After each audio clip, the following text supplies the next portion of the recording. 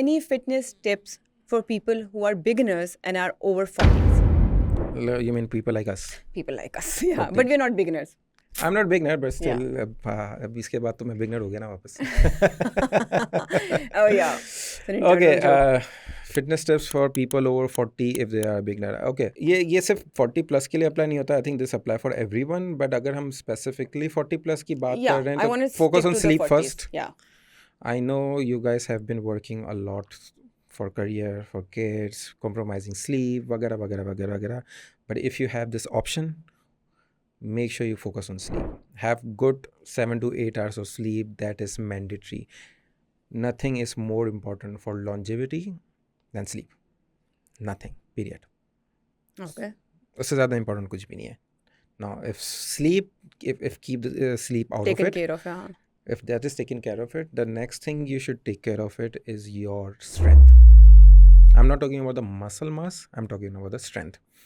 Strength क्या होती है? Your ability to do anything, let's just say one time. I know it's not the right definition, but let's just say getting up from the floor one time, climbing stairs, picking up something from the floor. अभी आप normal अपनी day to day living में ये नहीं करते ना कि repetitions नहीं करते हो ऊपर नीचे कोई भी चीज़ उठाने के लिए. इट्स जस्ट लाइक कुछ गिर वन गया, उठा टाइम. लिया, हाँ, कुछ, yeah. तो बट इट डजंट मीन कि go into the gym and try to lift heavy. आपको थोड़ा सा टाइम स्पेंड करना पड़ेगा to understand how to do things correctly. Hire a trainer if you can, but if you can't, invest some time and try to learn the exercises. Pick 5 basic movements. Let's just say squats, deadlift, overhead press, rows, और कौन सी होगी ये one arm exercise या 2 arm exercise, bicep और tricep. आपने ये कर लिया. लंजेस में भी you can add and then master those movement. Very very important. Once you master those exercise, those movements, उसके बाद try to load it a little bit. No, you don't have to instantly go heavy, go all out. Don't try that. But try to start lifting a little heavy. You don't have to do crazy 15-20 repetitions. If you can do 10 reps, good. If you can do 8 reps, good. अगर आप थोड़े से you can get hold on of the exercises, maybe you can start lifting a little heavier and go for like 4 to 5 reps, 6 reps as well. That's training part that you have to focus on. Now next comes to your nutrition part. Hands down, prioritize your protein and fiber 100%. Whatever your weight is in kg, have 2 grams per kg of your body weight. That's a good number. Do it every day. Fiber कितना आपको खाना चाहिए? Have 25-30 grams of fiber, 35 grams of fiber around consistently. उसके अलावा if you're having some rice, roti, whatever you're having on the side, that's fine. If you can count calories, perfect. Can you Do please it. also give them the reason and the benefits of fiber so that they understand? Simple as that. Digestion. Yeah. So If because you want gut to is a improve your major issue. gut is a major issue. जब आपकी life stress में जाती है, सबसे पहली चीज़ जो जाती है वो आपका गट जाता है. It tells you like you're stressed. So आपका गट जाता है, तो ये एक प्रॉब्लम है.